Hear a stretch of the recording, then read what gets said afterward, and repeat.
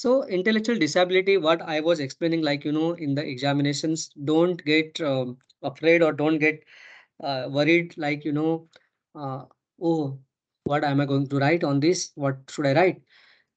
Even if that happens, just remember you got someone, koi mil gaya. That's it. So, so if you can connect with that, don't write koi mil gaya ki story for sure. But yeah, so you write what is mental retardation. So two things you need to keep in mind. The mental retardation means the limitations in intellectual functioning. Intellectual means that's related to my brain, cognitive. So thinking, intellectual doesn't mean very high kind of thing, but a normal. So like I can move my hand, I can talk, I can speak, I can respond, I can communicate. Yeah, that is the intellectual thing. Uh, my request to this guy, whoever he is, Jethalal, because Babita ji and Jethalal, two people have joined, but I am sure they are not a real name. Please write at least your real name. Yep. So okay. So then write about uh, what is mental retardation. Now this is called intellectual disability. You have come across the kids who are like, if they are 15 years old, we expect them to behave like a 15 years old, not as a 5 years or 4 years kind of thing. But when somebody is intellectually disabled, so then they have this kind of challenge. So theory. So then you need to write theories of intellectual disability. There's a three theory: biological theory. Remember, you don't need to specifically remember biological theory for every single kind of psychological concept. When I say biological, you should just अपने दिमाग की बत्ती जला लो. Biological theory means, this theory suggests that whether it is intellectual disability or anything else is caused by the genetic abnormalities or due to the transfer of gene from the parents to the children, from the grandparents or from forefathers to the children. So it is believed that the gene is transferred up to 7 generation, but no scientific basis of that is a belief. So don't write that. But what you can write is like this is biological theory means if it is intellectual disability or it is a schizophrenia or anything, for anything you keep your things straight. This suggests that is caused by genetic abnormalities like transferred from the parents to the kids, parents to the offsprings, if you want to write in a scientific language. So this is caused by brain damage or other physical factors that affects the brain's development or function. Example, don't forget to write Down syndrome, Fragile X syndrome, and fetal alcohol syndrome. So um, psychosocial theory. So this believes that the environment leads to the mental retardation. The environment is like poverty. Since the parents are poor, they can't afford nutrition. The children or the kids, they don't get required vitamin, minerals required for the development of the brain. And due to this happens, so poverty, neglect. So you can write in detail. Yeah. Someone joined. Let me check. Yeah, somebody's waiting. Okay, so moving back. So write about the psychological theory, psychosocial theory, which talks about poverty, neglect, inadequate parenting. Yeah, the parent is not paying enough attention to the kids. That can also contribute to the intellectual disability. So again, same thing has happened. Nutrition, stimulation, educational opportunities. This happens. So second example can be Beta movie. If you want to write educational opportunities. किसने किसने देखा है अनिल कपूर का बेटा movie? I know बहुत boring movie है, but किसी ने देखा है? कौन सी? हाँ बेटा बेटा बेटा मूवी. हाँ, देखा याद तो नहीं। माधुरी दीक्षित वाली बेटा मूवी, तो उसमें क्या होता है, उसकी माँ उसको कभी स्कूल भेजती नहीं. क्यों? कि उसको लगता है कि अगर स्कूल में भेजेंगे तो ये पढ़ लिख जाएगा तो मेरा, क्योंकि उसकी सौतेली माँ होती है, स्टेप मदर. सो टिपिकल 90s बॉलीवुड मूवी. सो अगर ऐसा हुआ तो देन ये प्रॉपर्टी की मेरे बेटे को कैसे मिलेगा? तो भेजती नहीं, जिसकी वजह से हमेशा भोला बना रहता है, उसका इंटेलेक्चुअल डेवलपमेंट नहीं होता. So that is we are talking about educational opportunities. नहीं दिया, इसके लिए ये हुआ. या सो मत लिखना बेटा मूवी, बट जरूर लिखना कि वो स्टोरी को याद करके कि ऐसा होता तो कैसे होता. तो this little. Next is the behavioural theory. So this happens due to the lack of reinforcement for the appropriate behavior. So when you say reinforcement of appropriate behavior, मतलब क्या होता है ना, मेरा बेटा अगर सही से कुछ नहीं करेगा या कुछ उसका बिहेवियर अप्रोप्रिएट नहीं होगा, मैं हमेशा उसको चिल्लाऊंगा और या उसको रिवॉर्ड दूंगा सही बिहेवियर के लिए. So do does this happen? So this is the enforcement of the appropriate behaviour. You can so ध्यान में रखना, पॉइंट्स यहाँ से लेना है. Expand you can do the way you want. So पहले लिख लो, बाद में उसको एक्सपांड करते रहो. तो which leads to lack of motivation to learn and develop new skill. मैं उसको बोलूंगा ही नया चीज सीख करके, उसका नहीं होगा. कुछ पेरेंट्स बहुत ओवर प्रोटेक्टिव होते हैं ना, कि मतलब वो बच्चे को कहीं भेजेंगे नहीं, आ, आ, कहीं उसको रिस्क लेने देंगे नहीं. तो this way this happens. So this is reinforcement of appropriate behavior. So this theory emphasizes that the importance of providing positive reinforcement and appropriate incentive. ध्यान में रखना, पॉजिटिव reinforcement मतलब रिवॉर्ड, नेगेटिव reinforcement मतलब punishment. So not the punishment but the reward. Okay. So to encourage the skill development. So इसका treatment कैसे होगा? सबसे पहले एजुकेशनल इंटरवेंशन, कि लाइक उनके लिए एक स्पेशल स्कूल होता है. वहाँ पे उस स्पेशल स्कूल में हमारी तरफ physics, chemistry, biology, rank, CAT score, MST, CT score, ये सब नहीं पढ़ाया जाता. रादर वहाँ पे उनके लाइफ के लिए, मतलब जो जरूरी है, चीज़ों को समझना, रिस्पॉन्ड करना, कम्युनिकेट करना, ग्रीट करना, खुद का ध्यान कैसे रखना है, टॉयलेट कैसे जाना है, साफ कैसे करना है, सोशलाइज कैसे करना है, तो ये सब सिखाया जाता है. बीए साइकोलॉजी के बाद में if you are interested to go into teaching of specially abled, जिनको बोला जाता है, तो उसके लिए बीएड स्पेशल एजुकेशन आता है. You can do that. So you will find this kind of course. So behavioral intervention will like uh, so more behavioral intervention, जो बिहेवियर उनको एनफोर्स करने के लिए, पॉजिटिव एनफोर्समेंट के लिए, न्यू स्किल डेवलपमेंट के लिए क्या आता है. Medication you know that very well. Remember, ये सब इतना लंबा स्टोरी पढ़ने की जरूरत ही नहीं है. एग्जाम से 1 घंटा पहले सिर्फ ध्यान रखने का कि इंपॉर्टेंट पॉइंट क्या क्या है उसके अंदर. अगर एंड सोचो कि इसमें मुझे क्या चीज़ें नहीं मालूम, जैसे बिहेवियरल इंटरवेंशन क्या हो सकता है, तो एक बार फटाक से नजर मार लेने का. Medication you know very well.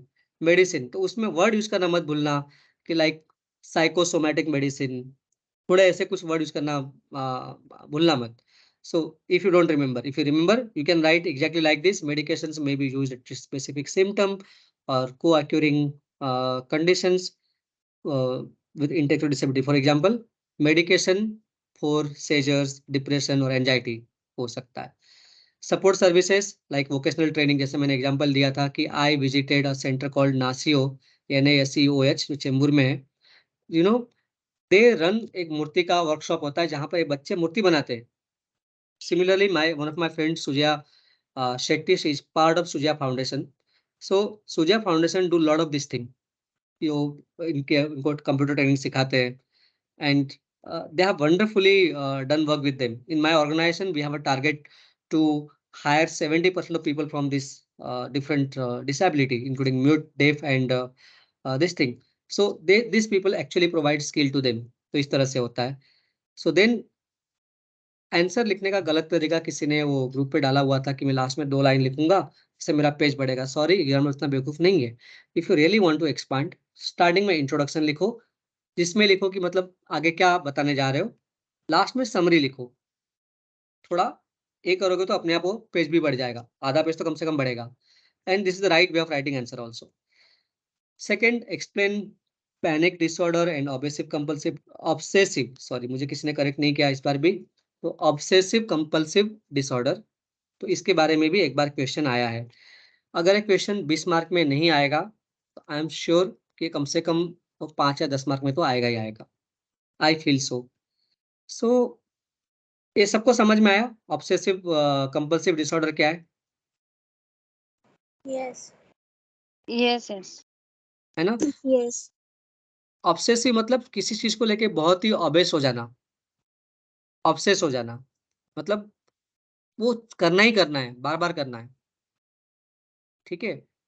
Obsessive sorry but obsessive में मटेरियलिस्टिक्स भी हो सकता है ना कि हो किसी सकता है ना। चीज के लिए ऑब्सेस्ड हो, या फिर वो अगर मतलब एक होता है ना कि फॉर एग्जांपल कोई भी चीज होती है जो बचपन से हमने संभाल के रखी हो, सो उस चीज का एक ऑब्सेशन होता है हमको, दैट इज होता है ना। Also the obsessional, like is the OCD, तो दैट इज आल्सो तो द ओसीडी। वो गाना सुना है, कम बख्त इस करके गाना है, हाँ। उर्मिला उर्मिला मातोंडकर वाला।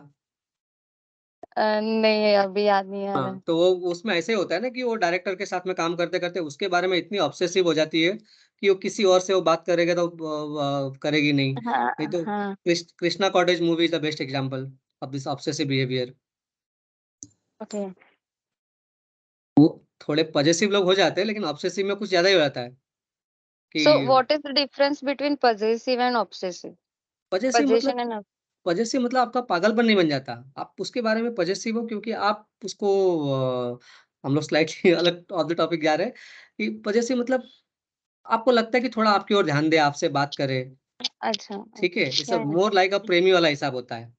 तो पजेसिव और ऑब्सेसिव में इतना डिफरेंस होता है कि पजेसिव प्रेमी होता है, ऑब्सेसिव पागल प्रेमी होता है, ओके। ठीक है? तो अब यस, पजेसिव होगा, वो क्या होगा? इस imagine so like we can say obsession is extreme level of possessiveness. possessiveness. Yes, Yeah. Yes, it Okay. Is, Okay. It is. तो पजेसिवनेस मतलब अ, वाइफ बोलो, गर्लफ्रेंड बोलो, हस्बैंड बोलो या फिर बॉयफ्रेंड बोलो कि मैं मतलब मुझसे बात करे, मेरा ध्यान रखे, मेरी बाकी से बात करे ठीक है, लेकिन मुझे निग्लेक्ट ना करे और कोई उसके क्लोज आने की Yes. कोशिश आ रहा है तो मैं उसको प्रोटेक्टिव हो जाऊँ, कि इसके इतना क्लोज क्यों आ रहा है।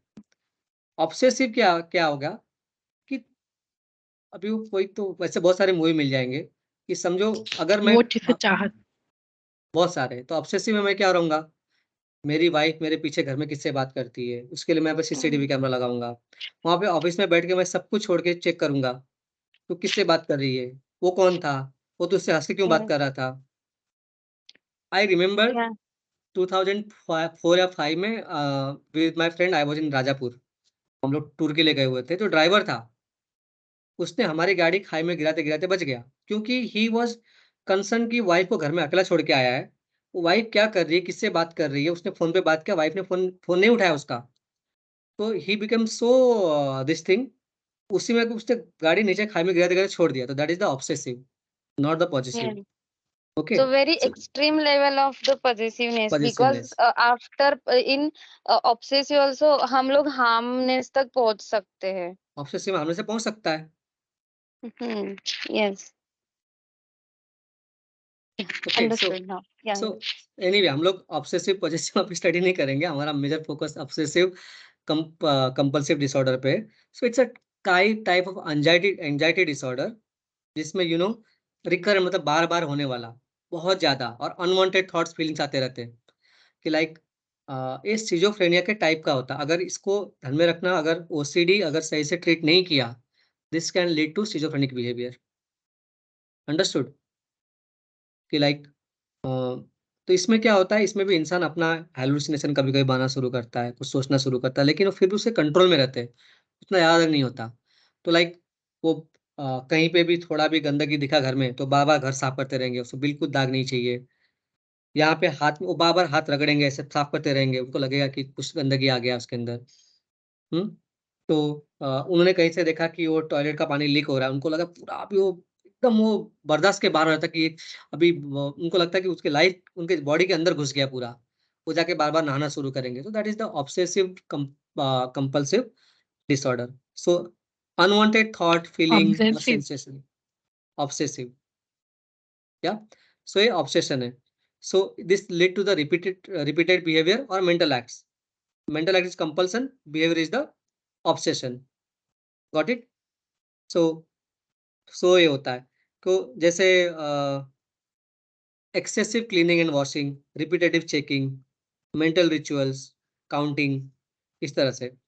सो ये लोगों के रिलेशनशिप को भी बहुत इफ़ेक्ट करता है। I have gone through this one of the case where I had to provide support to my friend, yeah so this happens.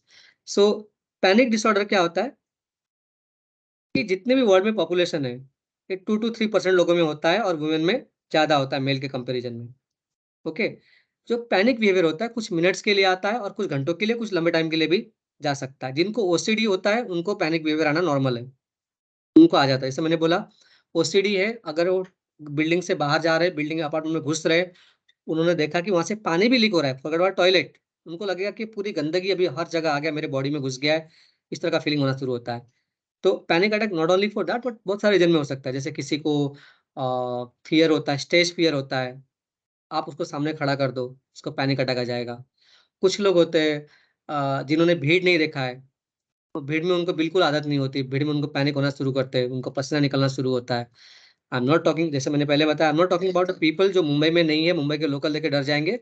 But even Mumbai में रहने वाले लोग भी लोकल देखा है, लेकिन सर्टेन एज में कहीं पे उनको पैनिक अटैक आना शुरू हो जाता है, जब वो भीड़ को देखना शुरू होते हैं। So, so this is related to agoraphobia. So agoraphobia means the fear of being in a place or situation where escape might be difficult or embarrassing for a panic attack. For if a panic attack were to occur, उसको मालूम है panic attack आएगा, भीड़ है, मुझसे निकलना मुझे भारी पड़ जाएगा, काइंड ऑफ थिंग। तो इंग्लिश विंग्लिश देखा है यस। श्रीदेवी वाली, जब वो कॉफी लेने जाती है तो Yes. क्या होता है, क्योंकि उसको इंग्लिश नहीं हाँ, आती, उसका जी, जी। कॉन्फिडेंस पहले से लो होता है, वो पूछती हुँ। कौन सा कॉफी चाहिए, ये चाहिए, वो चाहिए, इतना वो हाँ, she and gets a she panic attack left then, वो हाँ, और वो निकल जाती है। वो निकल जाती है। So that is the panic attack. Clear हो गया panic attack? Yes, yes.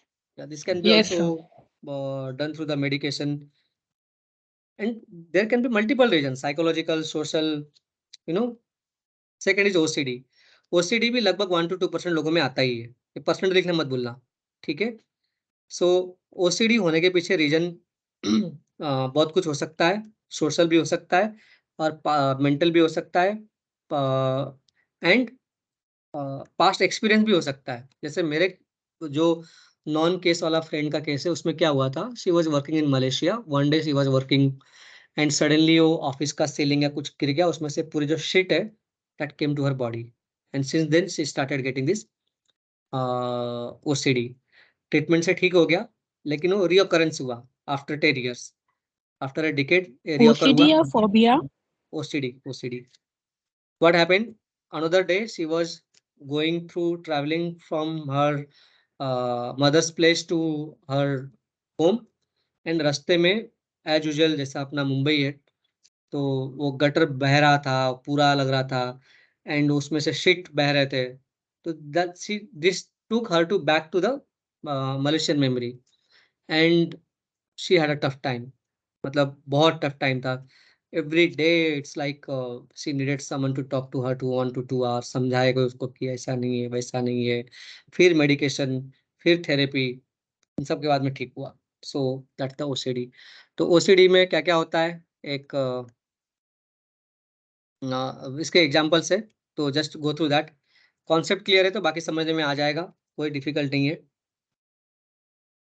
That's why I said abnormal psychology is very, very interesting if you understand. I know time कम है, multiple factors है, but ठीक है. I suggest don't go by the people who are talking all the different thing like how will I copy or how what happens. Doesn't matter. It's an interesting subject to learn. Just learn. Even after exam finish, you just go through this various thing. सी जरूरी नहीं कि book में लिखा 100% हम लोग को knowledge लेना ही है, जो मुझे लगता है कि मुझे समझना जरूरी है लेना है। तो read that. The next question is describe condition related to somatoform disorder, explain theories related to somatoform disorder and treatment. Remember एक क्वेश्चन आई थिंक कम से कम 3 बार रिपीट हुआ है, so I label this question as most important. तो somatoform क्या होता है? तो सोमैटोफॉर्म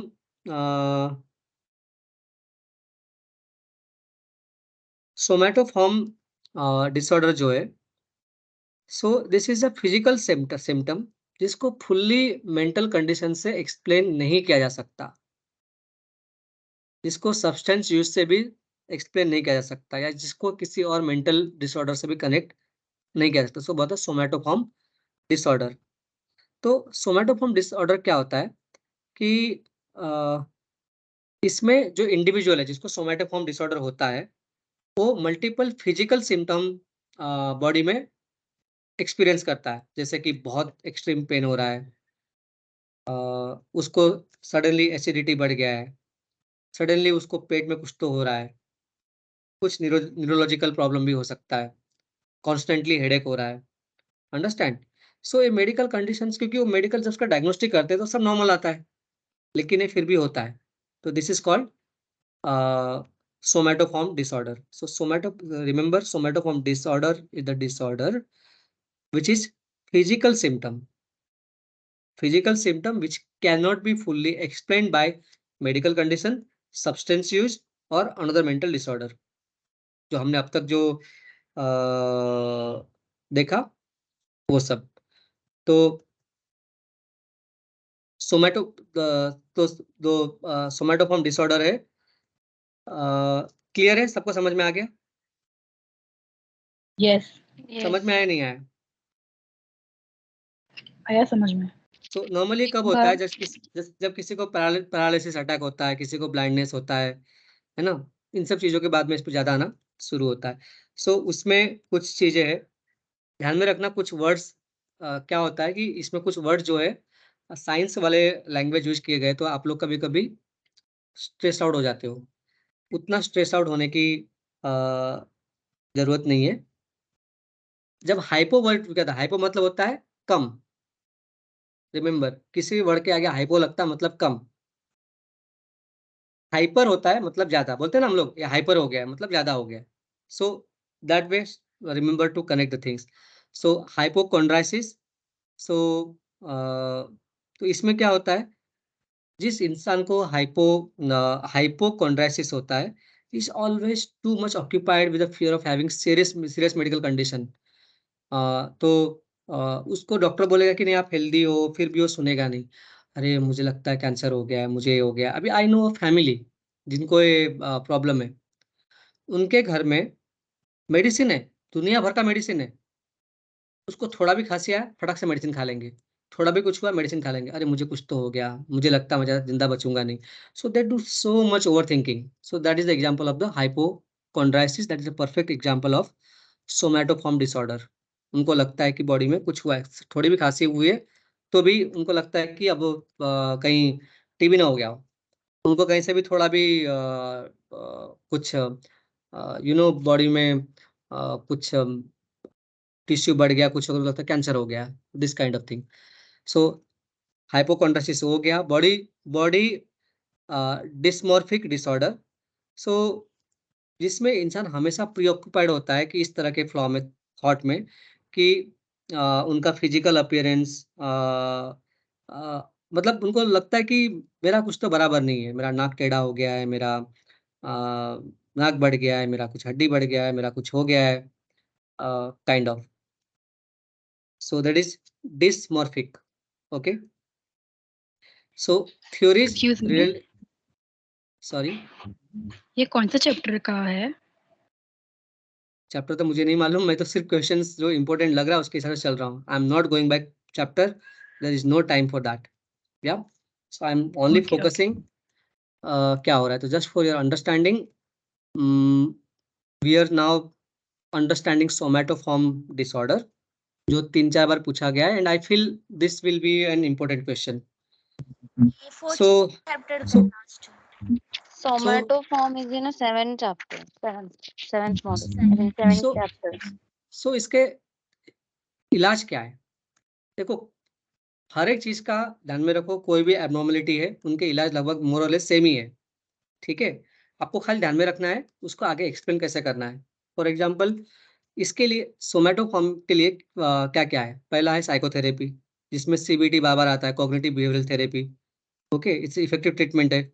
सो इस फोकस ऑन लाइक, इसका फोकस किस में होता है कि पर्सन कैसे नेगेटिव थॉट को छोड़ के पॉजिटिव थॉट की ओर आता है। ओके, सो उनका फिजिकल जो सिम्टम है उसको ये करने के लिए, तो this is psychotherapy. Not I am giving an example, not a psychotherapy. अभी वो 1-2 दिन में वो करोली बाबा बहुत पॉपुलर हुआ है कि एक डॉक्टर उसके पास गया, बोला भाई ये चीज़ है, आप इसको सॉल्व करके दिखाओ, आप बहुत जादू चमत्कार की बात करते हो। तो वो बाबा कर नहीं पाया, तो वो उसने उसको झूठा बोल दिया, उसने गुंडों से पिटवा दिया। तो वो बाबा लोग ऐसे थेरेपीज के बहुत यूज करते हैं। वो क्या बोलते हैं, लाइक तुम सोच, तो उसका एक वीडियो अभी आया था कि एक लेडी बोलती है, बाबा मेरा हाइट बढ़ाना है। तो बाबा बोलता है ठीक है, आप एक काम करो, ओम नमः शिवाय बोलो 3 बार और दिमाग में डाल लो कि आपका हाइट बढ़ रहा है, आपका हाइट बढ़ रहा है। आँख बंद करके बोलो, आप बोलो, आप मुझे बताओ आपको क्या फील हो रहा है? हाँ बाबा मेरा हाइट बढ़ गया है। That the example of psychotherapy where thought is change from a negative to more of positive aspects. So इसको going back to babas and all this magician kind of thing, life में ऐसा कुछ मैजिक नाम का चीज होता नहीं है। बट या सो दे यूज दिस की लोगों को बिलीव करने में लगाते हैं। तो psychotherapy exactly the CBT do in a more scientific way कि लोगों का परसेप्शन जो नेगेटिव है, चाहे वो सिजोफ्रेनिक हो चाहे कोई भी हो, उसको पॉजिटिव में एक होता है साइकोथेरेपी।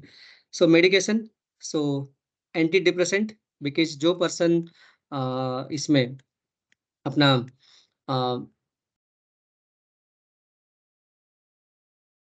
जो सोमैटो फॉर्म वाले कंडीशन में होता है, सो वो पर्सन ज़्यादातर डिप्रेशन में जाता है। इसके लिए उसके मेडिसिन में एंटी डिप्रेसेंट जो मेडिसिन है वो डाला जाता है। तो सेरोटोनिन काइंड ऑफ मेडिसिन भी डाले जाते हैं। तो इस तरह से उनका कंडीशन इंप्रूव किया जाता है। दूसरा, उनका स्ट्रेस रिडक्शन टेक्निक यूज किया जाता है, जैसे माइंडफुल मेडिटेशन, योग, muscle relaxation kind of thing, वो हेल्प करता है। प्लस एजुकेशन सपोर्ट, ध्यान में रखो ये सब चीज़ें आप कहीं भी यूज कर सकते हो, किसी भी आंसर में यूज कर सकते हो। साइकोथेरेपी में CBT, medication, stress, education, like जैसे हमने उसमें देखा अपना क्या था, मेंटल रिटार्डेशन, इसको कॉग्निटिव डिसेबिलिटी बोला जाता है अभी, इंटेलेक्चुअल डिसेबिलिटी। तो उसमें उसमें भी क्या होता है, vocational education, education support, education to adopt appropriate behaviour, adopt to learn appropriate skill. ध्यान में रखो उसका प्रॉब्लम क्या है, तो उसमें सोल्यूशन क्या होना चाहिए, क्या चीज़ उसको ट्रेनिंग में देना चाहिए, वो चीज़ लिखना है। अगर उसका इंटेलेक्चुअल डिसेबिलिटी है, तो मैं उससे कैट में 90% की उम्मीद या 98% की उम्मीद नहीं करूंगा। बट मैं उसके लिए ट्रीटमेंट में क्या देखूंगा कि लाइफ स्किल कैसे करता है, सही से उठना बैठना, खुद का केयर करना कैसे करता है। So just focus on those things. So and at the end right the conclusion. So next, right a detailed notes on mental status examinations. I feel ये आ सकता है क्योंकि 2 बार आया है। So what is a mental status examination? So it is a clinical evaluation of persons mental state. Understood? Word में ही सब कुछ है। किसी भी पर्सन का मेंटल स्टेट क्या है, उसका clinical evaluation, remember the word is important, is clinical evaluation. Clinical evaluation and mental state किसका? पर्सन का।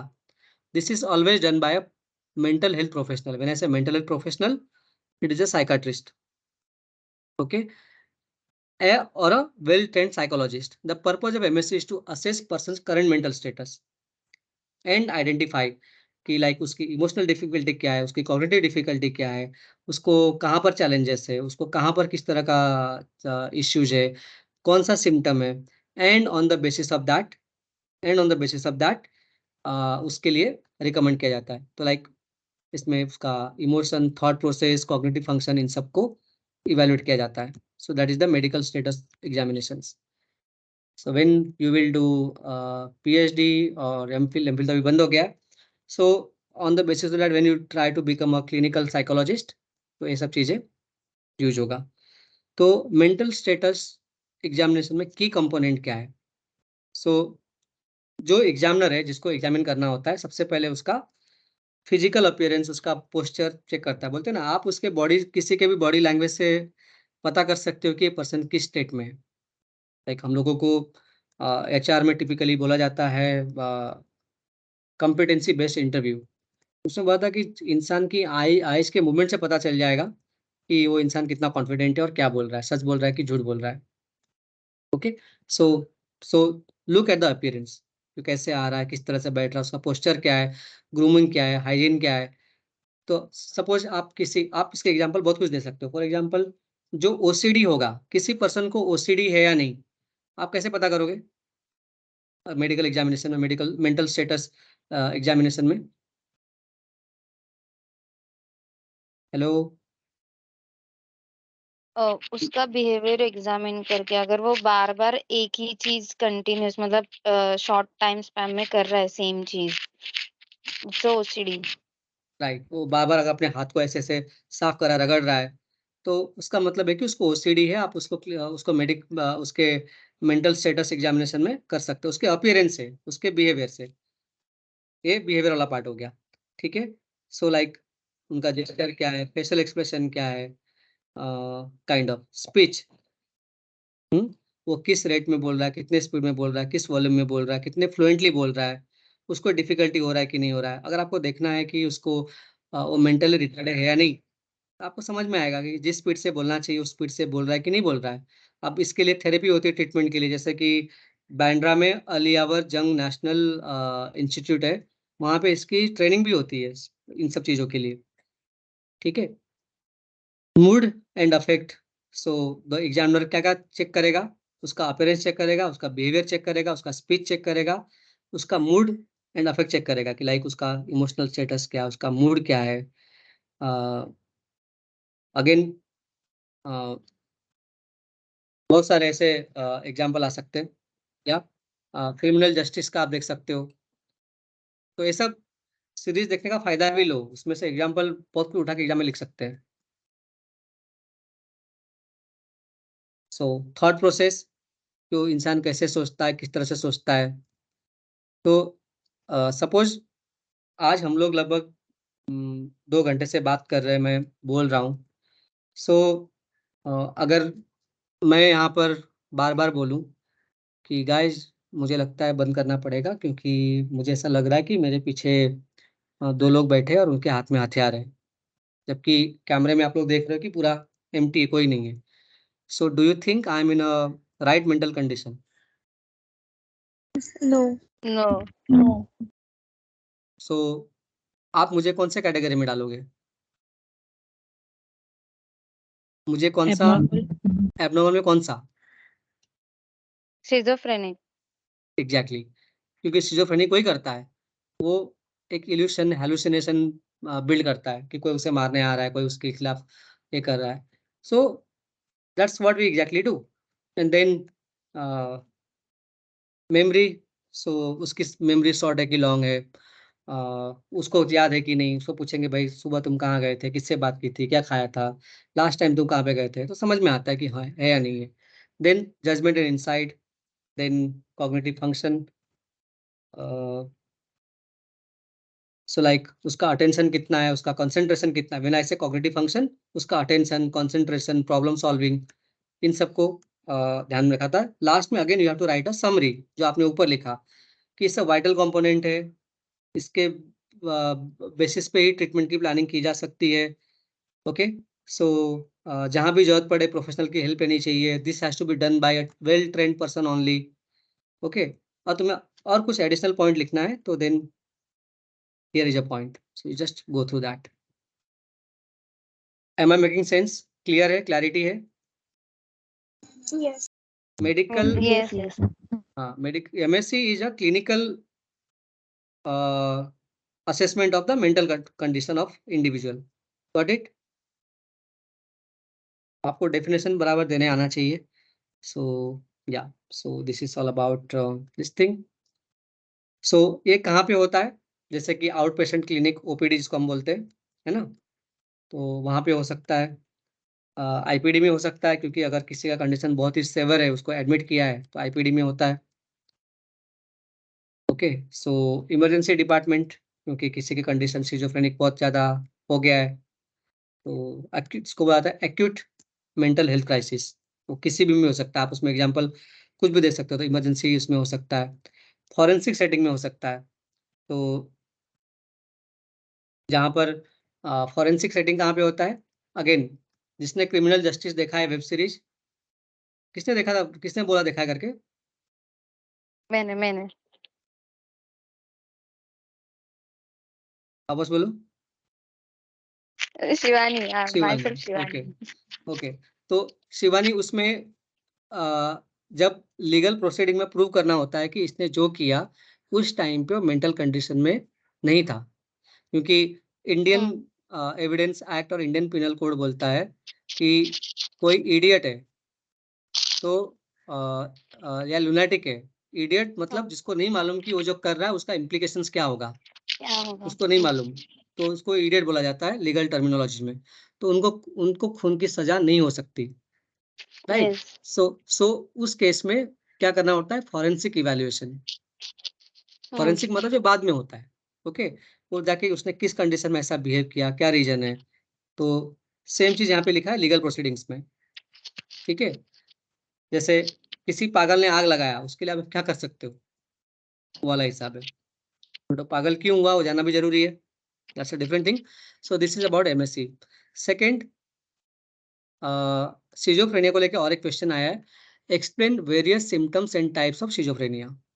तो सिजोफ्रेनिया का सिम्टम क्या है, सिम्टम मतलब लक्षण, हिंदी और मराठी में बोला था लक्षण, क्या दिखाता है।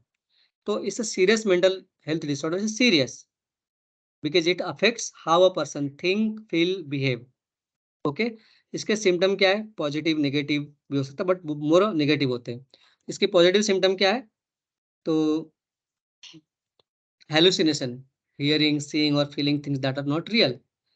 डिल्यूशन, तो डिल्यूशन क्या होता है, जो चीज सच नहीं है उसके बारे में बिलीव करना, दैट इज द डिल्यूशन। कि लाइक जैसे उनको लगता है कि कोई उनको मारने के लिए आया है, आ, वो जिसको डिल्यूशन होता है वो बोलेगा कि मुझे रसिया से किसी ने मारने के लिए भेजा है, मुझे अमेरिकन सीआईए एजेंट मेरे पीछे पड़े, दैट ऑल द डिल्यूशन, जो सच नहीं है, okay. And disorganise speech, so like वो इस तरह से बात करते हैं जैसे कि उसका कोई मीनिंग ही नहीं है।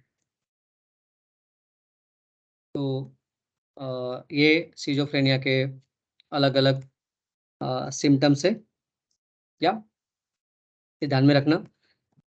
तो what is schizophrenia, it is a serious mental health disorder that affects how a person thinks, feels, or behaves. Okay, so this includes positive symptom, hallucination, delusion, disorganized speech, disorganized behavior. Yeah. So जैसे किसी तरह के कपड़े पहन लेंगे, that doesn't mean कि Ranbir Kapoor schizophrenic है, वो फैशन स्टेटमेंट है। So don't consider that, but कपड़े पहनना मतलब वो कुछ भी लूज कपड़े या कुछ भी ऐसे पहनेंगे जो बहुत ही गंदे कपड़े होंगे, ऐसे पहन लेंगे, उस तरह से होगा। तो पॉजिटिव सिम्टम में hallucination, delusion, disorganise speech, disorganise behaviour आता है।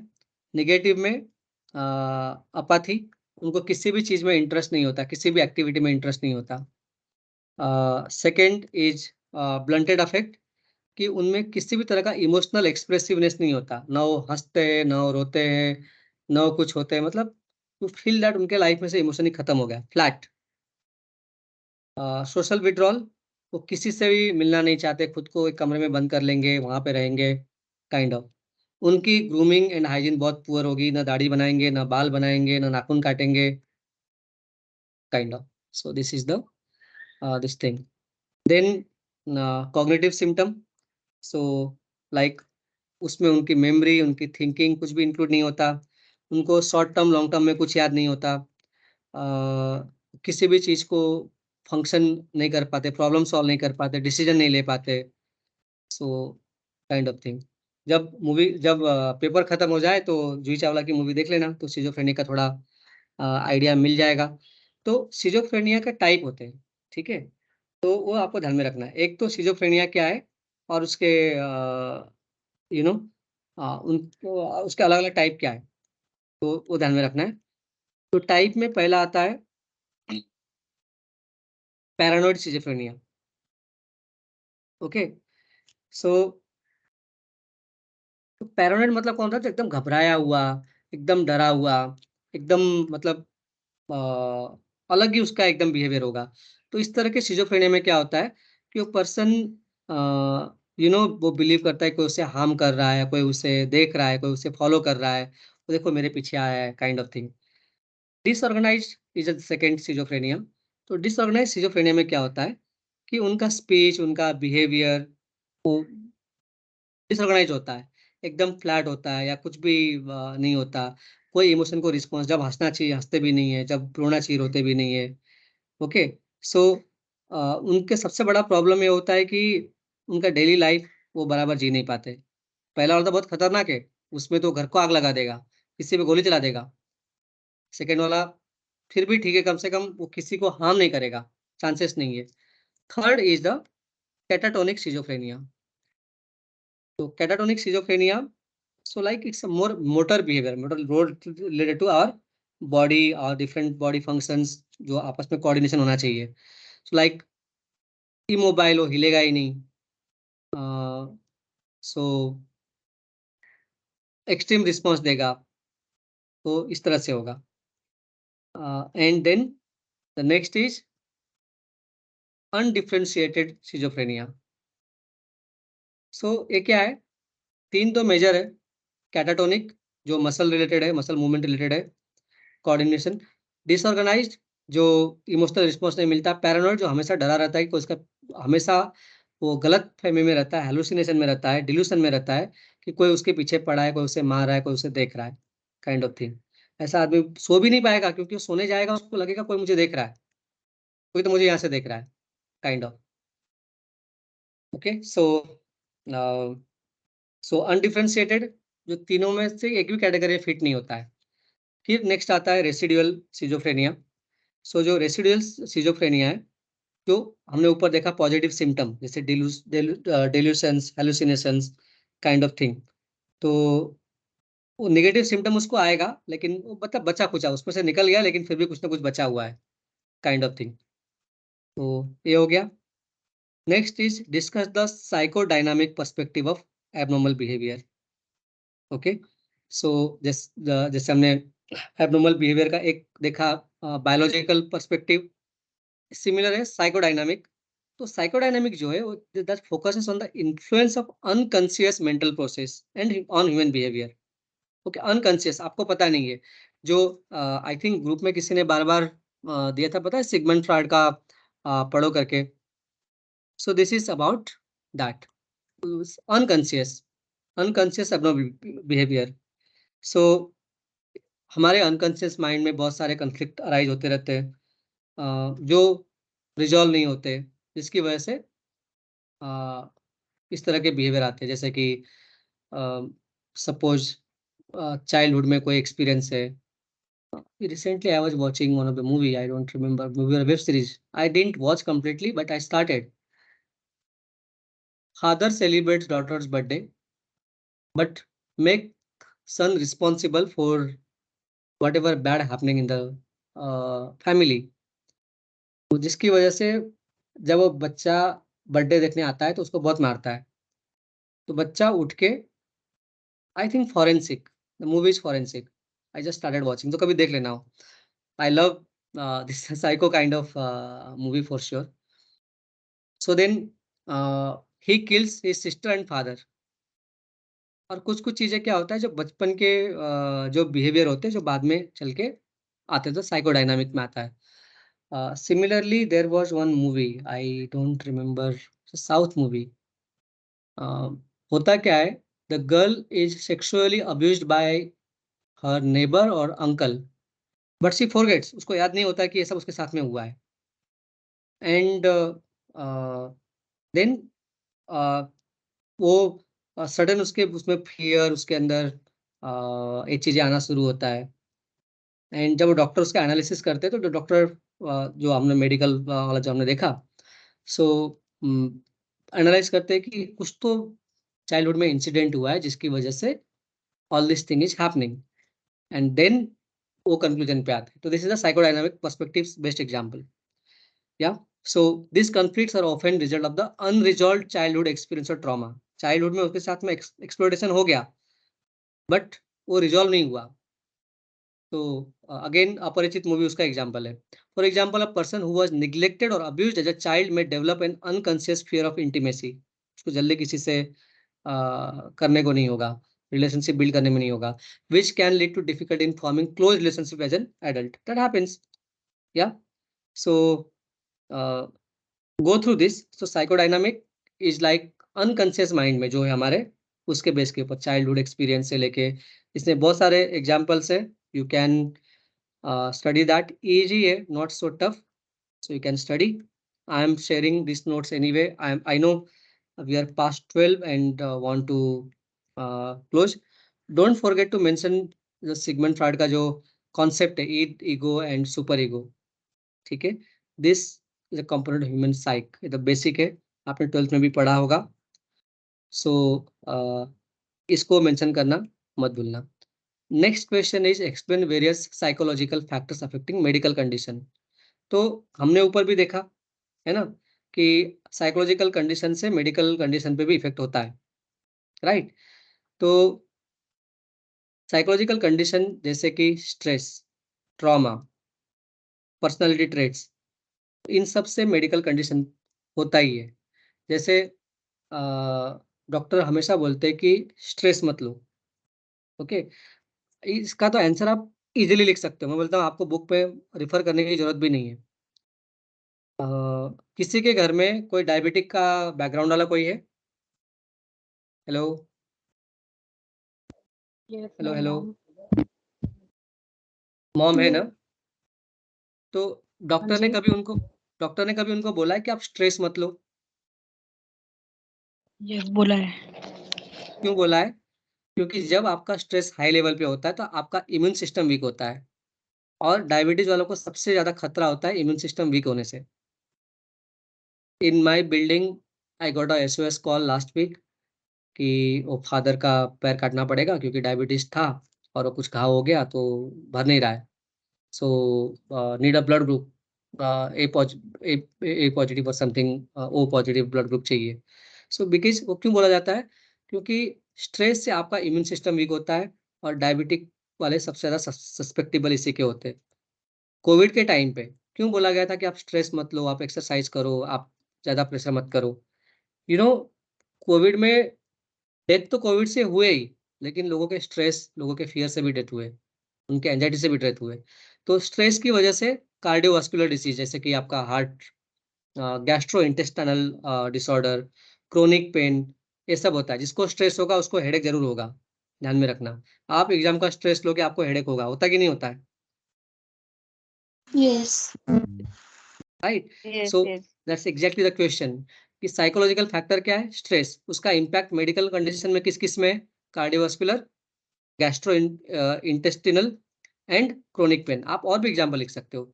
डिप्रेशन एंड एंजाइटी, इसका कंडीशन किसके ऊपर होता है? तो फटीग होता है. अगर मैं डिप्रेस हूँ मैं कभी भी एनर्जी में बात नहीं कर पाऊंगा. If I would have been under depression, under anxiety, I don't think for 2 hours I could speak to you guys. Could I? No, sir. No. No. मैं थका हुआ लगता, नींद आ रही है.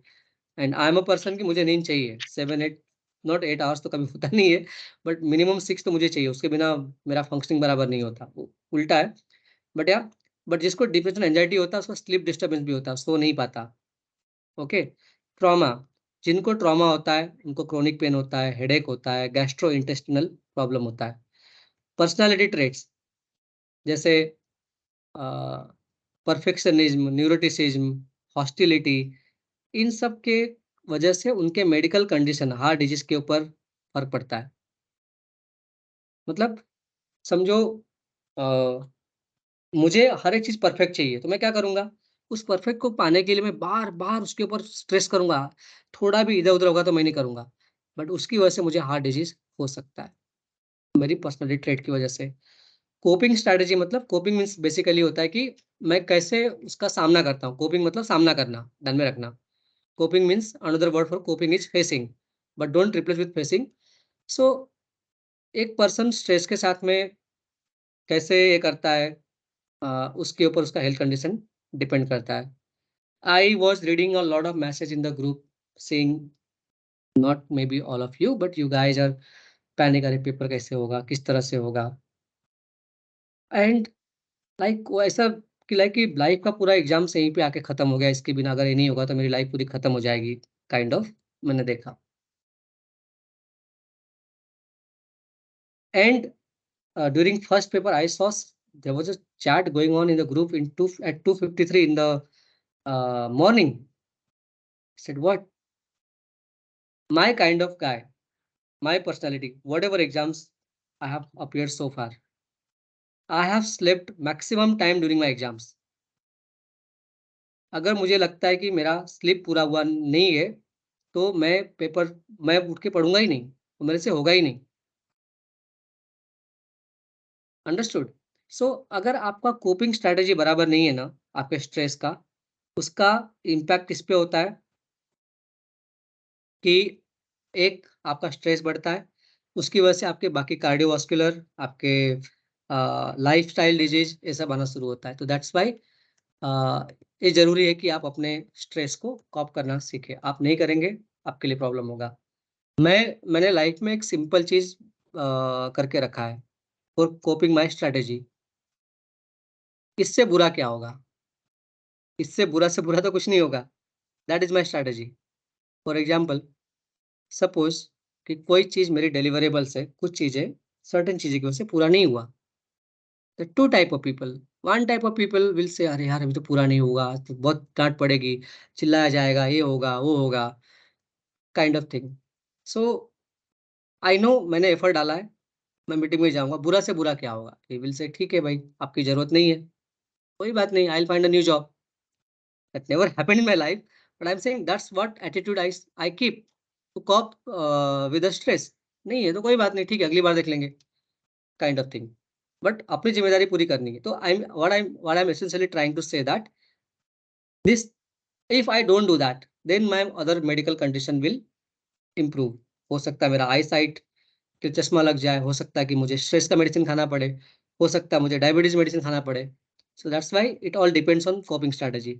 So belief and attitude, your belief, your attitude that completely impacts your health condition. If you have a negative attitude, नहीं होगा। आप डॉक्टर पे बिलीव नहीं करते हो, उसके मेडिसिन नहीं करोगे, जिसकी वजह से आउटकम पूरा होगा।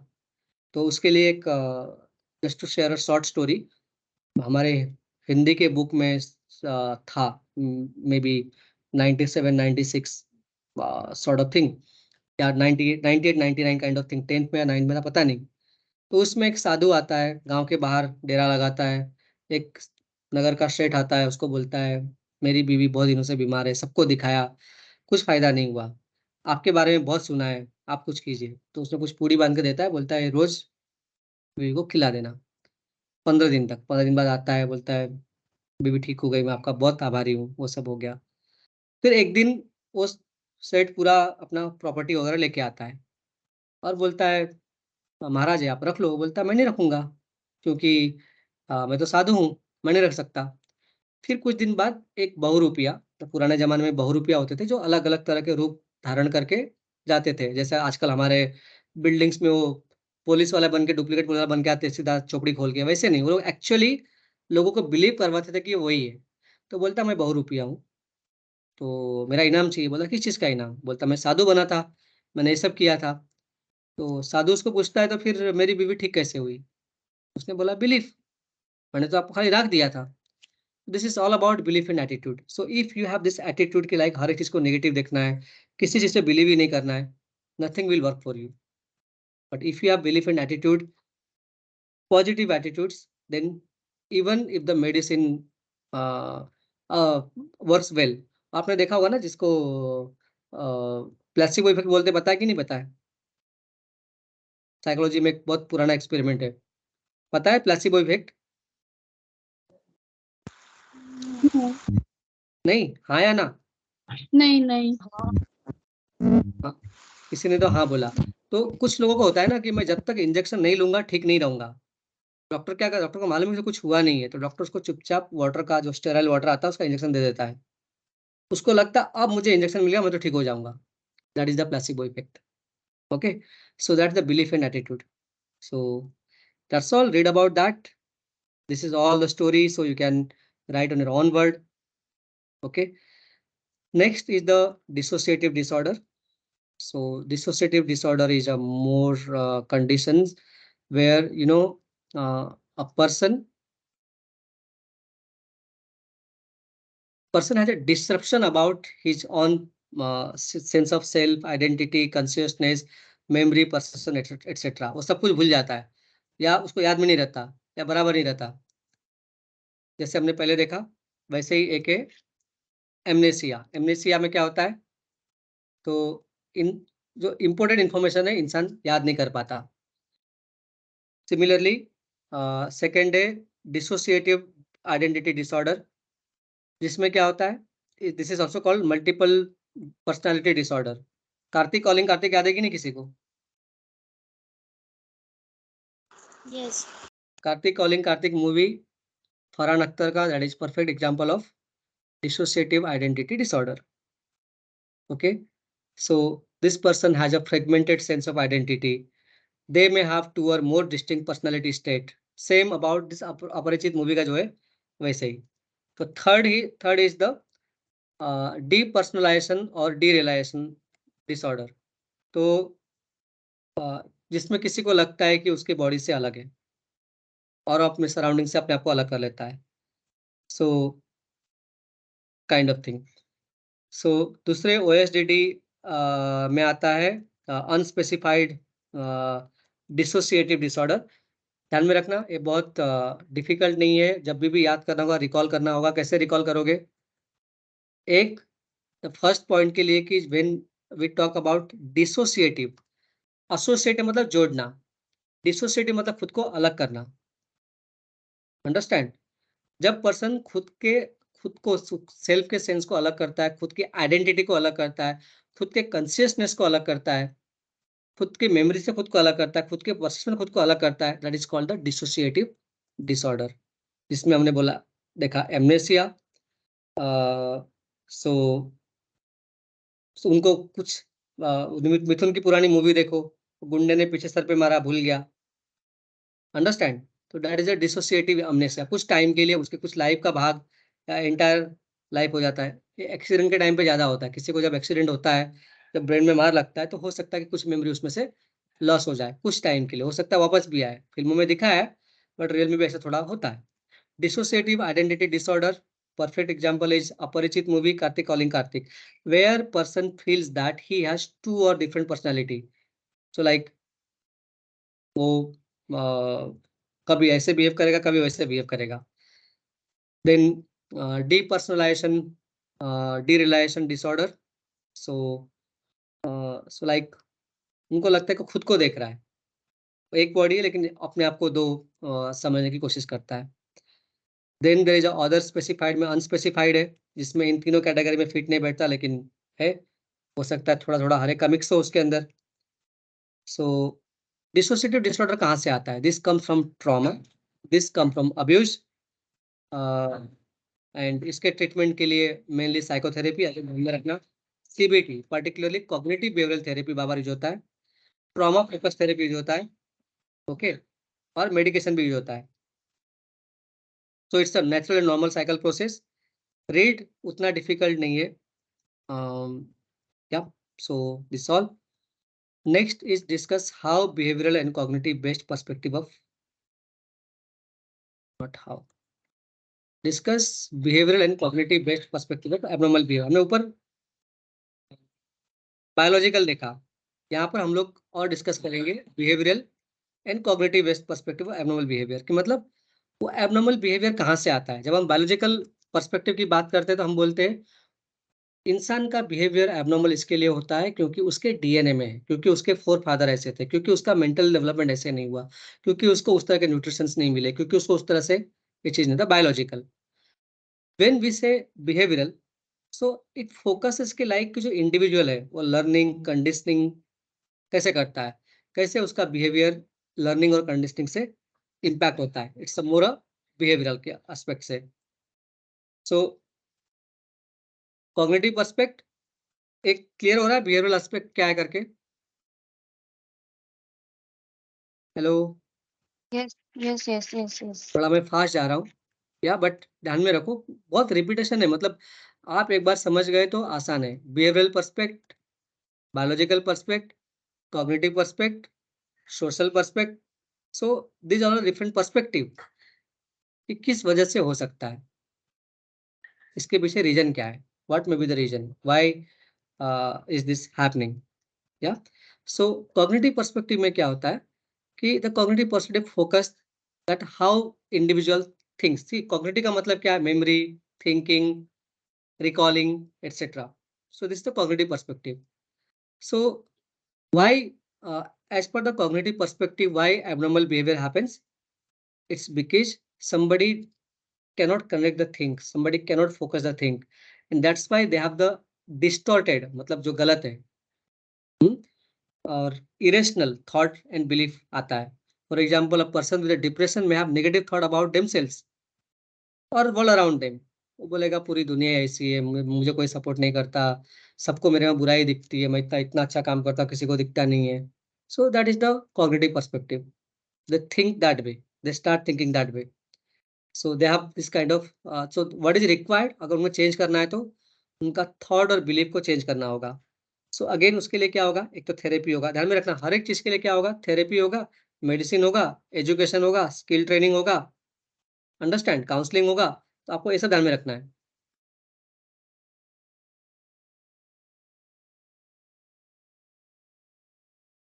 तो बाकी नोट्स में तो होगा. सीबीटी बार बार आया है, सीबीटी मैक्सिमम यूज होता है. या there is, so second is the first was the psychological perspective, second is a behavioral perspective. So the behavioral perspective क्या फोकस करता है कि ऑब्जर्वेबल बिहेवियर, या हाउ, जो ऑब्जर्वेबल बिहेवियर है, how it is learn and reinforce to the environment.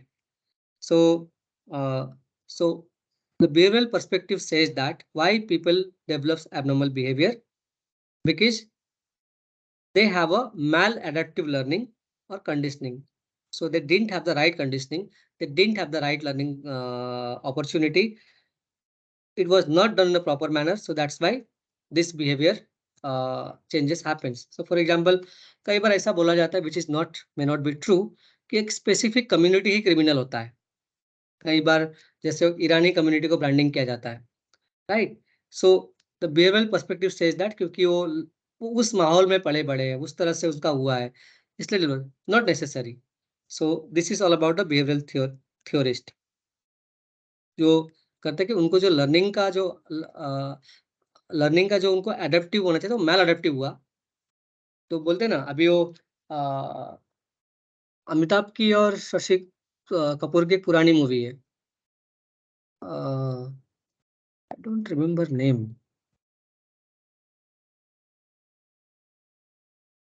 किसी को याद है कि जिसमें एक इंस्पेक्टर अडॉप्ट करता है, उसमें से डाकू का बेटा होता है, दूसरा उनका खुद का बेटा होता है, दोनों को पढ़ाया है, लेकिन उसके बाद भी कोई एक क्रिमिनल बन जाता है और दूसरा ऑफिसर बन जाता है, सॉर्ट ऑफ. लाइक दूसरा एग्जांपल इज लाइक, एक घर में एक बाप के दोनों बेटे, बाप ने मारा, बाप is very criminal, criminal in the sense very abusive. तो उसमें हाउ दे लर्न एडेप्टिव और कंडीशनिंग एक ही है, लेकिन उसके बाद भी दोनों का बिहेवियर चेंज होता है. सो बिहेवियरल जो थ्योरिस्ट है, उनका फोकस इसी चीज के ऊपर है कि जो एनवायरनमेंट है, जो कंडीशनिंग है, उसके थ्रू लोगों के बिहेवियर को चेंज किया जा सकता है. So that the treatment. So उसका एग्जांपल है क्लासिकल कंडीशनिंग.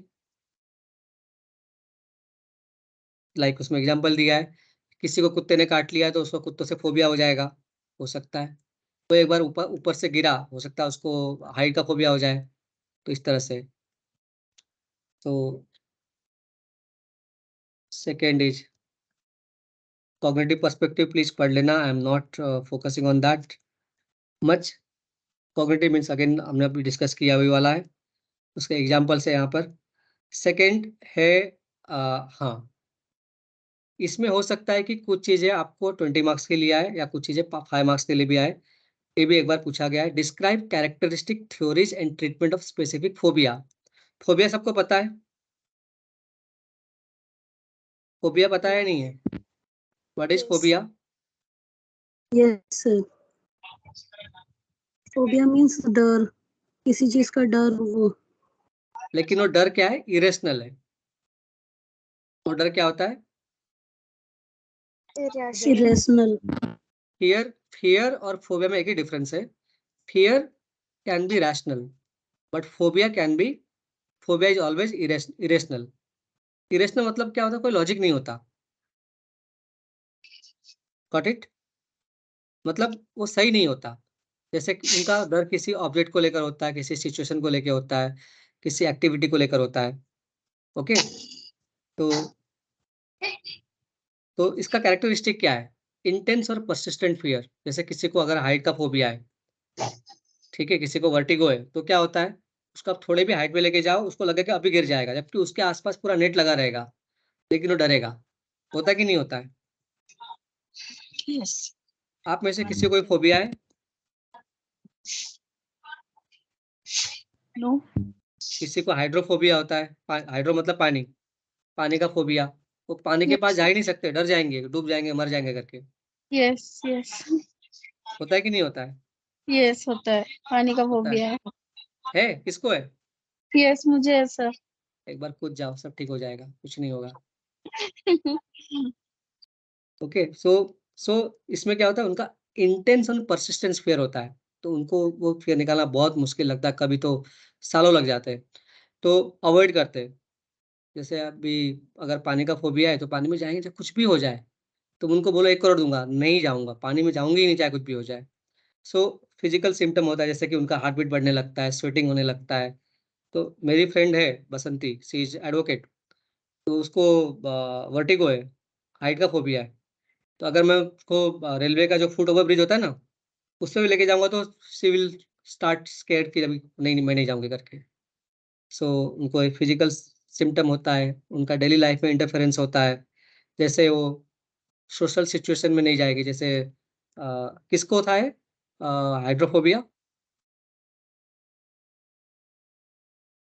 पानी का फोबिया किसको था? सर स्मिता मुझे को? यस। हाँ, तो अगर स्मिता को कल अगर हम लोग बोलेंगे चलो अभी पिकनिक पिकनिक प्लान करते हैं वाटर पार्क में, वो आएगी नहीं। बोलेगी बिल्कुल। जबरदस्ती पूल में ढकेलेंगे मुझे, मैं तो जाऊंगी नहीं। होता है नहीं होता Smita? Yes yes. Life example है। सो इसके थ्योरी क्या है? तो just look at this theories, this classic conditioning theories. So they suggest that ये जो फोबिया होता है, लर्न थ्रू द एसोसिएशन। जैसे किसी को कुत्ते ने काट लिया, फोबिया होगा। स्मिता को किसने बचपन में पानी में धक्का दिया होगा, डूबते डूबते बची होगी, अब वो डर बैठ गया, अभी निकालना मुश्किल है ना? तो that is a classical conditioning. तो कोई ना कोई इसके पीछे रीजन होता है। Modelling, so modelling is like modelling मतलब they learn by seeing. Modelling का मतलब ये होता है कि आपने कहीं पे देखा, उसकी वजह से हो गया। कि जैसे स्मिता को पानी से डरते हुए देख के हो सकता है उनके बच्चे भी पानी से डरना शुरू कर दे। That is the modelling, because they have seen Smita getting feared. ठीक है।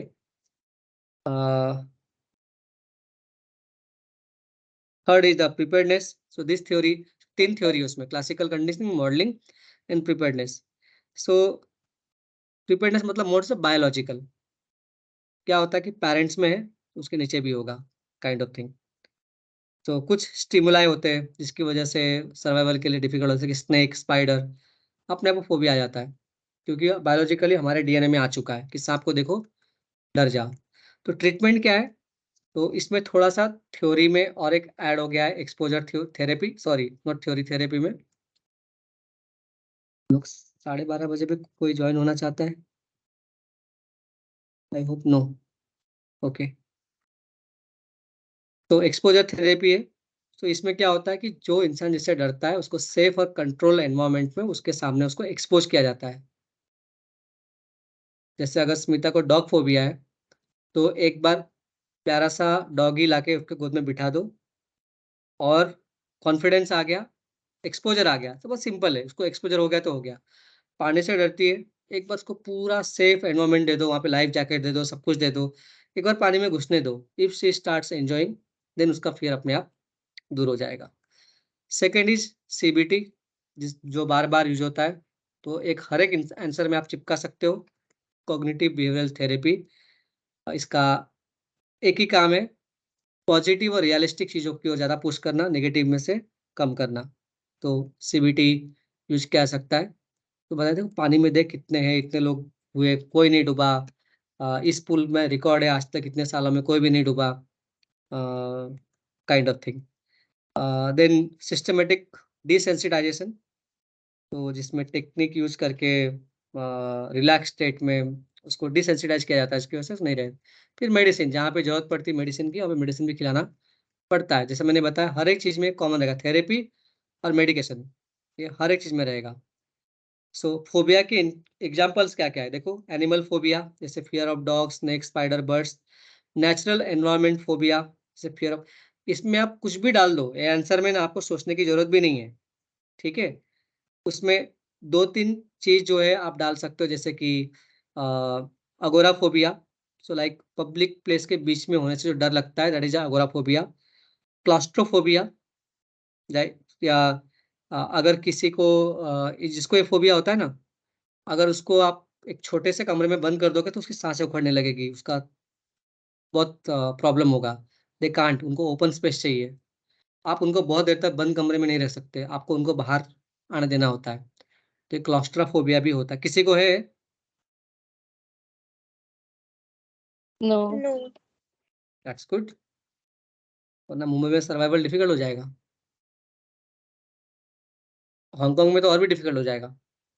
सोशल फोबिया, तो उनको public speaking, public gathering, not speaking only, public gathering, लोगों के बीच में जाना, सोशल गैदरिंग में बहुत डर लगता है, लोग जाने से उनको वो ऐसे करने लगते हैं कि लोग मेरे बारे में क्या बोलेंगे, क्या सोच रहे होंगे, मैंने कपड़ा सही से पहना है कि नहीं पहना है, मेरे कपड़े मैच कर रहे हैं कि नहीं कर रहे हैं, क्या मैं बाकी लोगों से अलग तो नहीं लग रहा हूँ, वो मेरी ओर ऐसे क्यों देख रहा है, वो मेरी ओर ऐसे क्यों घूर रही है, मैं कुछ अजीब लग रही हूँ क्या, या लग रहा हूँ क्या। सो this is all the social phobia. आप उसमें कुछ भी डालो, आप 20 और डालो, आराम से आ जाएगा, तो ये आंसर पूरा आपके हाथ में। And I think we are moving to last, discuss the different theory and treatment of mood disorder. हमने मूड स्विंग के बारे में ऊपर पढ़ा, ओके। सो मूड डिसऑर्डर क्या है? It is a group of mental health condition that affects individual emotional stage including depression and bipolar, जो हमने ऊपर पढ़ा हुआ है, ठीक है। थ्योरीज क्या है, अगेन ध्यान में रखना, मैं बार बार वही चीज बता रहा हूँ। बायोलॉजिकल थ्योरी, वो क्या सजेस्ट करता है, ध्यान में रखो। साइकोडायनामिक थ्योरी, वो ध्यान में रखो। बस आई एम सेइंग, बुक भले 108 पेज का है, लेकिन अगर हर बार रिपीट हुआ है, दैट मीन्स आपका बहुत कुछ उसमें नहीं है। कॉग्निटिव बिहेवियर थेरेपी, उसका मेडिसिन क्या है, मेडिकेशन है, साइकोथेरेपी है। ईसीटी हमने पढ़ा, इलेक्ट्रो कन्वल्सिव, जो मेडिसिन अगर काम नहीं करता है तभी दिया जाता है, जिसमें इलेक्ट्रिक करंट ब्रेन में पास किया जाता है, जिसकी वजह से कुछ हो। देन ट्रांसक्रैनियल मैग्नेटिक स्टिमुलेशन, टीएमएस, ध्यान में रखना, दैट्स इट। बाइपोलर डिसऑर्डर हमने ऊपर पढ़ा है, इसी का एक रिपीटेशन है। And last is explain theories and treatment of borderline personality disorder. So BPD क्या है? BPD is a mental health condition जिसमें मूड इंसान का अनस्टेबल होता है, बिहेवियर अनस्टेबल होता है, रिलेशनशिप अनस्टेबल होता है, जो हमने पढ़ा है उसी का एक रिपीटेशन है। तो इसके उसके उसके थ्योरीज क्या है? साइकोडायनामिक, जो हमने ऊपर पढ़ा हुआ है। ये क्यों होता है? क्योंकि अगर चाइल्डहुड में ऐसा कुछ एक्सपीरियंस आया, ट्रॉमा का, निग्लेक्ट का, अबैंडनमेंट का, कि छोड़ दिया है, तो ये होता है। जो पेट पालते हैं, आप देखो, अगर आपके कुत्ते को आपने ऐसे छोड़ दिया है ना पालने के बाद, तो बेचारा उस ट्रॉमा में जाता है और जल्दी किसी पे ह्यूमन पे ट्रस्ट नहीं करता। That is the psycho dynamic theory, okay, experience के बेस के ऊपर होता है। Cognitive behavioural theory suggest that, ये होता है कि मैल एडेप्टिव पैटर्न जो होता है थिंकिंग और बिहेवियर का, उसकी वजह से भी होता है। दूसरा है डायलेक्टल बिहेवियर थेरेपी, डीबीटी। सो ये इसमें काफ़ी अच्छे से यूज होता है। ये ज़्यादा फोकस रखता है माइंडफुलनेस पर, आप जो भी कर रहे हो वो ध्यान से करो, आप इंश्योर करो कि आप बराबर कर रहे हो। आपके इमोशन को रेगुलेट किया जाता है इसके अंदर, आपके इंटरपर्सनल इफेक्टिवनेस को इम्प्रूव किया जाता है, तो इसके थ्रू यूज होता है। देन स्कीमा थेरेपी है, देन मेडिकेशन है, हॉस्पिटलाइजेशन है, जो हमने पढ़ा है उससे के काफ़ी रिपीटेशन है। सो yeah, that's where I close my thing. Any question? I'm going to send this notes in the group. Is that fine? Yes, please. So खाली एक चीज पे ध्यान देना कि डीएसएम का डेवलपमेंट वो कभी पूछा नहीं गया है, बट हो सकता है कि आए। ओके, तो मैं ऐड करने की कोशिश करता हूँ इसके अंदर। सो ये करके मैं ग्रुप में भेजता हूँ। Don't take much stress, make important point, read, and what we should have studied in 6 months. I tried to summarize in 2.5 hours. I know बहुत फास्ट भागा भी हूँ, but I hope I made sense. Any question? Yes, yes. No. सब concept समझ में आ रहा है कि अभी भी सब सर के ऊपर से जा रहा है? गोविंद, ईगो और सुपर ईगो में कुछ थीन लाइन होता है, वो एग्जैक्टली क्या होता है? एक minute. So see, if you see, ये पूरा फ्रॉड सिगमंड फ्रॉड का कॉन्सेप्ट था, ठीक है? जो हमारा ह्यूमन साइक है, इसके 3 पार्ट है, Eid, ego and super ego. Eid जो होता है, जो सो लाइक जो हमारा इंस्टिंक्ट और डिजायर जो होता है, that is my Eid. Ego जो जो हमारा ईद और एक्सटर्नल वर्ल्ड है, उसके बीच में मेडिएट करने की कोशिश करता है कि लाइक मेरा ईद क्या बोलता है कि लाइक से मुझे पैसा कमाना है, मुझे किसी भी हाल में कमाना है, अभी का अभी कमाना है, ठीक है? तो ईगो ईगो क्या करता है, ठीक है, मेरा ये इंस्टिंक्चुअल नीड है, मेरा डिजायर है, तो वो लाइक वो कैसे होना चाहिए, क्या होना चाहिए, उसको करता है. सुपर ईगो जो है, ये तो सुपर ईगो जो है मोर लाइक जो हमारा इंटरनल जो है, इसके मोरल वैल्यूज क्या है, आइडियल क्या है. तो जैसे वो बोलेगा, ईद बोलेगा, मुझे किसी भी हाल में 5 करोड़ कमाना, चाहे कुछ भी हो जाए. तो ईगो क्या करेगा, बाहर वर्ल्ड से कनेक्ट करेगा, कैसे कमाएगा, कहाँ से कमाएगा, क्या क्या अपॉर्चुनिटी है. सुपर ईगो बीच में आएगा, वो बोलेगा, लुक, ध्यान में रखना कि इसकी वजह से किसी का नुकसान नहीं हो, किसी का मर्डर करके, रेप करके, कानून के बाहर जाके, लॉ के बाहर में जाके, क्रिमिनल एक्टिविटीज करके, किसी का घर जला के, ये मत करना. So that's the difference between the id ego and super ego. Id is my desire, instinct, that's drive my need. Ego, that connects, mediate with the external world. Super ego, it's more about how I think from the moral values and from the ideals perspective. Clear? Yes, yes. Thank you so much. Govind ji, जी. Humanitarian approaches important है क्या? मैंने अभी जितने question देखे उसमें आया नहीं है. Okay. But now you know approach means क्या है ना? You can connect that well.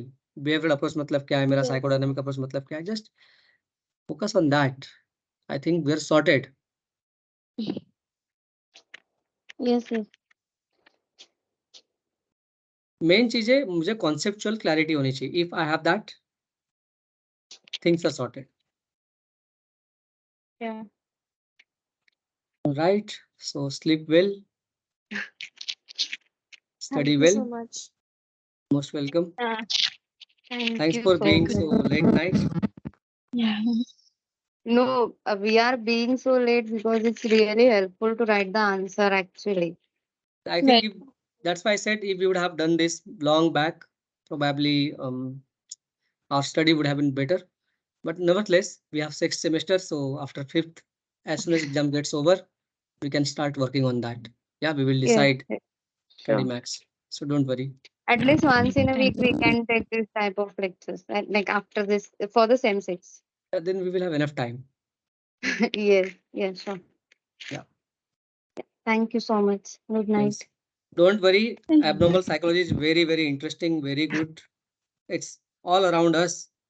How we behave, Yeah. how somebody else behave, how do I deal with that? Yes. Yeah. It's just the observation. We just हम अगर proper से observation भी करें ना किसी का कि why he or she is behave like that or why he or she is not a normal in that condition. That is also we can relate with that. And I'm sure after this understanding this conceptual clarity, whatever web series or movie you watch, you will start to analyze that from the abnormal psychology Sure. behavioral perspective. Sure. Yeah. Yes. So thank you very much. So I'll close. I'll share the notes in the group. Yeah. Yes. Yes. Okay. Thank you. Govinji, thank you very much for selflessly setting aside time for us. I have my And, selfishness. I'm also learning. yeah, we Yeah, can but see that, and it's but evident by our behavior. you're not appearing the exam, and then also you are here at That's this fine. time. Yeah, So it was Learning is the like important. way more selfless, I would say. So thank you for that. We really you. appreciate your efforts. Thank you very much. Thanks. Definitely. Thank you so much. Thank you. Good night. All the best. Yeah, good thank night. you. Thank you.